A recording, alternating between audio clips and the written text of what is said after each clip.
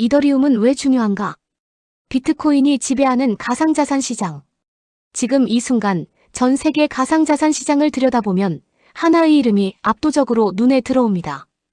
바로 비트코인입니다. 코인게코 기준으로 비트코인의 시장 지배력은 약 58%에 달합니다. 전체 가상자산 시장의 절반 이상을 단 하나의 자산이 차지하고 있는 셈입니다.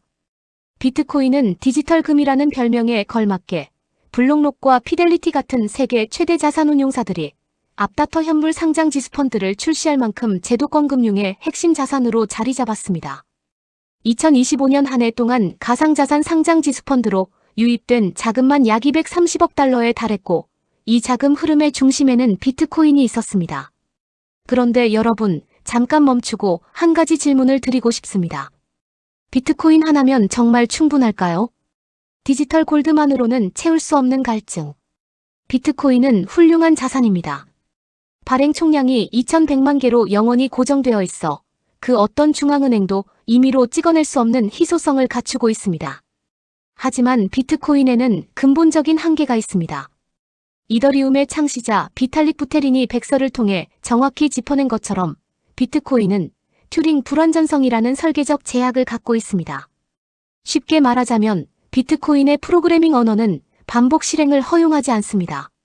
즉, A가 B에게 비트코인 3개를 보낸다라는 단순한 거래는 잘 처리하지만 크라우드 펀딩을 통해 300이더 이상이 모이면 A와 B에게 각각 50%를 지급한다 와 같은 복잡한 조건부 계약은 처리할 수 없다는 뜻입니다. 블록체인이 단순한 송금 수단을 넘어 실물 경제와 연결되기 위해서는 더 강력한 무언가가 필요했습니다. 보험, 대출, 거래, 예측시장, 심지어 디지털 신원관리까지 신뢰가 중요한 모든 영역을 블록체인 위에 올릴 수 있는 플랫폼이 필요했습니다. 비탈릭 부테린과 월드 컴퓨터의 탄생. 2013년 한 젊은 프로그래머가 자신의 블로그에 백서 한 편을 공개합니다. 제목은 이더리움 궁극적인 스마트 컨트랙트와 탈중앙화 애플리케이션 플랫폼이었습니다. 그의 이름은 비탈릭 부테린. 아버지로부터 비트코인을 처음 접한 뒤 블록체인 기술이 단순한 가치 이전 수단 이상으로 쓰일 수 있다는 아이디어에 사로잡혔습니다. 2014년 마이애미에서 열린 북미 비트코인 컨퍼런스에서 25분 동안의 발표로 세상의 이더리움을 소개한 그는 이더리움을 하나의 개념으로 정의했습니다. 월드 컴퓨터, 즉 세계 컴퓨터. 이더리움은 전 세계에 흩어진 수만 개의 노드가 동일한 데이터베이스를 저장하고 동일한 소프트웨어를 실행하는 탈중앙화된 분산 컴퓨팅 플랫폼입니다. 어느 한 기관이 통제하지 않고 어느 한 서버가 다운돼도 멈추지 않는 컴퓨터. 그것이 이더리움의 출발점이었습니다. 비탈릭은 이더리움을 쇼핑몰에 비유하기도 했습니다. 이더리움이라는 거대한 쇼핑몰 안에 누구나 매장을 열 수 있고 그 매장들은 스마트 컨트랙트라는 로봇이 운영합니다. 어느 누구도 소유하지 않고 어느 누구도 통제하지 않는 상태로 돌아가는 매장들. 이것이 이더리움이 제시한 새로운 패러다임이었습니다. 기술의 복잡성과 진화의 과정. 이더리움의 세계로 들어서면 처음에는 낯선 개념들이 쏟아집니다. 먼저 스마트 컨트랙트입니다.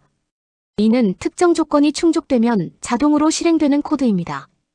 법적 계약서를 코드로 구현하고 조건이 충족되면 중개인 없이 자동으로 이행됩니다. 한번 블록체인에 배포된 스마트 컨트랙트의 코드는 변경할 수 없으며 특정 조건이 만족되면 막을 수 없는 계약이 됩니다.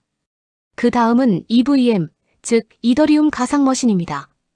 이더리움의 각 노드는 EVM이라는 가상 실행 환경을 가동해 스마트 컨트랙트 코드를 실행하고 그 결과를 네트워크 전체에 기록합니다. 마치 자바의 JVM처럼 EVM은 플랫폼 독립적인 코드 실행을 가능하게 합니다. 그리고 2022년 이더리움은 역사적인 전환을 단행합니다. 바로 더 머지라고 불리는 업그레이드를 통해 작업 증명 방식에서 지분 증명 방식으로 합의 알고리즘을 완전히 바꾼 것입니다. 작업 증명이란 채굴자들이 컴퓨팅 파워를 이용해 수학 문제를 풀고 블록을 생성하는 방식입니다.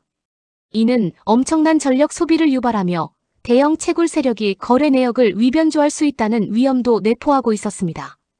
지분 증명은 이와 다릅니다. 검증인들이 최소 32이더를 스테이킹, 즉 담보로 예치하고 그 지분의 비율에 따라 블록 생성 권한을 부여받는 방식입니다. 이더리움 재단의 발표에 따르면 이 전환으로 네트워크 에너지 사용량이 약 99.95% 감소했습니다. 비탈릭 부테린은 이더리움에서 비롯되는 탄소 배출량이 99% 감소할 것이라고 직접 밝히기도 했습니다. 하지만 과정이 순탄하지만은 않았습니다. 네트워크에 거래가 몰릴 때마다 수수료가 100배, 200배 치솟는 현상이 반복됐습니다. 이를 해결하기 위해 2021년 EIP-1559라는 수수료 개편안이 도입됩니다. EIP-1559의 핵심은 수수료를 기본 수수료와 팁으로 분리하는 것입니다. 기본 수수료는 채굴자에게 돌아가지 않고 영구적으로 소각됩니다. 이 메커니즘은 이더의 공급량을 줄여 희소성을 높이는 효과를 냈습니다. 하이브리드 자산으로서의 이더리움. 이더리움을 깊이 파고들수록 그 고유한 가치가 드러납니다. 코빈 리서치 센터가 발간한 기관 투자자를 위한 가상자산 배분 전략 2.0 보고서는 이더를 단순한 투자 대상이 아닌 세 가지 성격이 결합된 하이브리드 자산으로 규정합니다. 첫째는 소비형 자산입니다. 이더리움 네트워크에서 어떤 거래나 스마트 컨트랙트를 실행하려면 반드시 이더로 수수료를 지불해야 합니다. 이더는 네트워크를 돌리는 연료, 즉 가스와 같습니다. 거래가 많아질수록 이더의 소비량도 늘어납니다. 둘째는 자본 자산입니다. 지분증명 전환 이후 이더를 스테이킹하면 연간 보상을 받습니다. 현재 전체 이더리움 공급량의 약 28%가 스테이킹 계약에 묶여 있으며 연간 보상률은 평균 3% 수준을 기록하고 있습니다. 이더를 보유하는 것 자체가 수익을 창출하는 자본 투자가 되는 셈입니다. 셋째는 가치 저장 수단입니다. EIP-1559의 소각 메커니즘과 지분 증명 전환이 결합되어 네트워크 활동이 활발할 때 이더의 공급량은 감소 압력을 받습니다.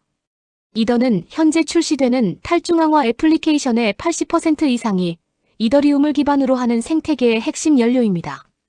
탈중앙화 거래소 유니스왑, 대출 프로토콜, 대체불가 토큰 마켓플레이스 오픈시 등 수많은 서비스들이 이더리움 위에서 작동합니다. 이더리움의 가장 큰 경쟁력 중 하나는 네트워크 효과입니다. 개발자, 지지자, 연구자들로 구성된 가장 활발한 커뮤니티를 보유하고 있으며 이 생태계가 강해질수록 이더리움의 가치도 강해집니다. 비트코인과의 근본 차이, 그리고 위험 요소. 이더리움을 이해하기 위해 반드시 알아야 할 것이 있습니다. 비트코인과의 근본적인 기술 철학 차이입니다.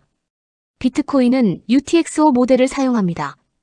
UTXO는 미사용 거래 출력의 약자로 마치 동전처럼 각 거래 단위를 독립적으로 추적합니다.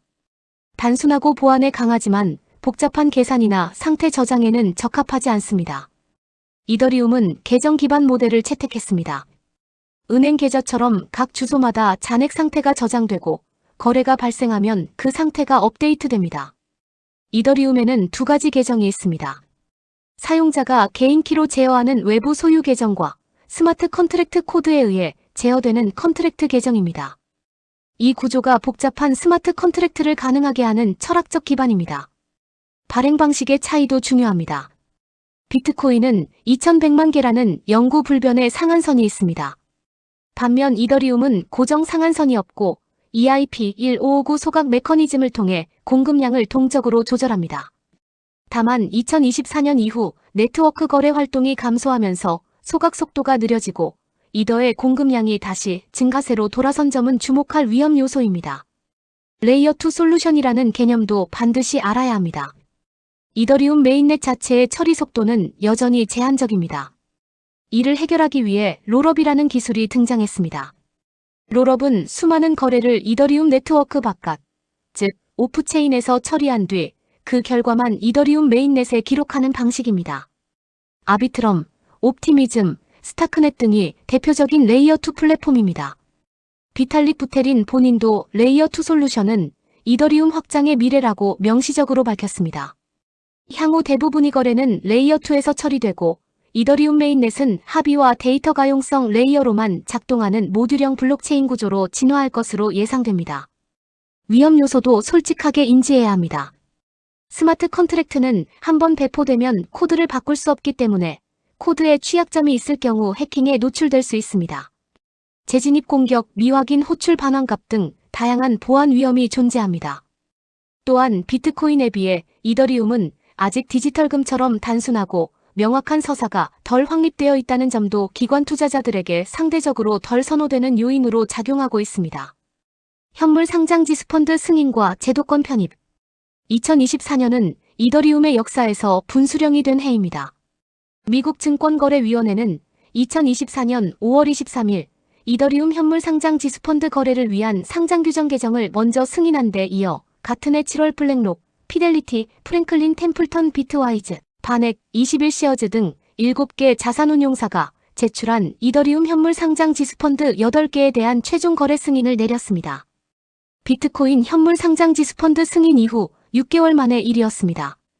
바넥의 디지털 자산 책임자 카일 다크루즈는 이렇게 말했습니다. 비트코인이 디지털 금이라면 이더리움은 오픈소스 앱스토어이자 블록체인 기술을 활용할 수천 개의 앱에 노출될 수 있는 관문입니다. 이 승인이 가져온 변화는 단순히 새로운 투자 상품이 하나 더 생긴 것이 아닙니다. 지갑 생성, 개인키 보관, 온체인 활용이라는 기술적 진입 장벽이 제거되면서 기존 금융 투자자들이 주식을 사고 팔듯 이더리움에 투자할 수 있게 됐습니다. 퇴직연금, 뮤추얼 펀드, 기관 포트폴리오에도 이더리움을 손쉽게 편입할 수 있는 길이 열린 것입니다. 2025년에서 2026년 초에 이르는 기간은 기관화 단계로 불립니다. 모건 스탠리, 메릴 린치 같은 대형 증권사들이 이더리움 상장 지수 펀드를 1위명 모델 포트폴리오에 통합하기 시작했습니다.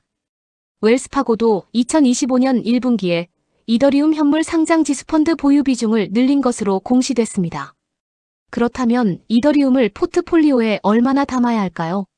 코비 리서치 센터의 기관 투자자를 위한 가상자산 배분 전략 2.0 보고서가 명확한 답을 제시합니다.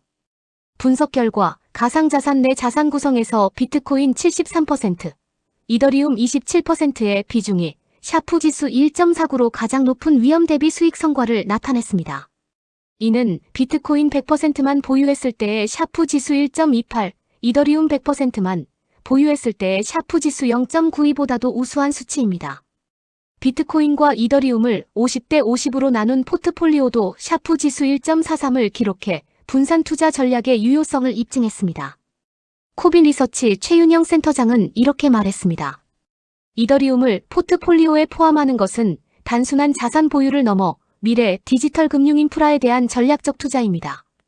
비트코인과 이더의 전략적 배분을 통해 위험 대비 기대 수익을 개선할 가능성을 보여줍니다. 디지털 금융 인프라의 핵심 자산. 이제 질문으로 돌아옵니다. 이더리움은 왜 중요한가? 비트코인은 가치 저장 수단입니다. 2100만 개라는 절대적 희소성으로 디지털 금의 위상을 확립했습니다. 이더리움은 다릅니다. 이더리움은 세계 컴퓨터입니다. 스마트 컨트랙트라는 자동 계약 시스템을 통해 보험, 대출, 투자, 예술, 신원관리, 공급망 추적 등 신뢰가 필요한 모든 영역을 코드로 구현할 수 있는 플랫폼입니다. 인터넷이 1990년대 대중보급 이후 30여 년간 우리 삶의 모든 것을 디지털화했듯이 이더리움은 블록체인 기술을 기반으로 탈중앙화 프로토콜을 통해 새로운 인터넷 시대 즉 웹 3.0의 기반 인프라를 제공하고 있습니다. 작업 증명에서 지분 증명으로의 전환, EIP-1559 소각 메커니즘, 레이어 2 롤업 기술을 통한 확장성 확보, 그리고 현물 상장 지수 펀드를 통한 제도권 편입까지 이더리움은 기술적 진화와 제도적 성숙을 동시에 이루어내고 있습니다. 코비 리서치는 이더리움을 단순 투자 대상이 아닌 웹3 기반 디지털 금융 인프라의 핵심 자산으로 규정합니다. 이더리움을 보유한다는 것은 미래 디지털 경제의 도로와 전선을 소유하는 것과 같습니다. 물론 이더리움은 여전히 해결해야 할 과제들이 있습니다. 네트워크 거래가 줄어들면 소각량도 줄고 공급 증가 압력이 생기며 스마트 컨트랙트의 보안 취약점은 언제든 리스크가 될 수 있습니다. 비트코인에 비해 단순하고 명확한 투자 서사가 아직 덜 확립되어 있다는 점도 현실입니다. 그러나 디지털 금융의 미래가 단순한 가치 저장을 넘어 프로그래밍 가능한 금융으로 나아간다면 그 미래의 핵심 인프라 자리는 이더리움을 위해 준비된 것일지 모릅니다. 여러분은 디지털 골드만으로 충분하다고 생각하시나요? 아니면 그 금을 가공하고 유통하고 거래하는 플랫폼에도 주목해야 할까요? 이 질문에 대한 답이 앞으로 여러분의 포트폴리오를 결정할 것입니다. 오늘 영상이 도움이 되셨다면 구독과 좋아요 부탁드립니다. 알림 설정도 켜두시면 이더리움, 비트코인, XRP 등 가상자산 시장의 핵심 정보를 가장 빠르게 받아보실 수 있습니다. 여러분의 구독과 좋아요 하나가 이 채널이 더 깊고 정확한 콘텐츠를 만들어가는데 큰 힘이 됩니다. 다음 영상에서는 스마트 컨트랙트란 무엇인가? 라는 주제로 찾아뵙겠습니다.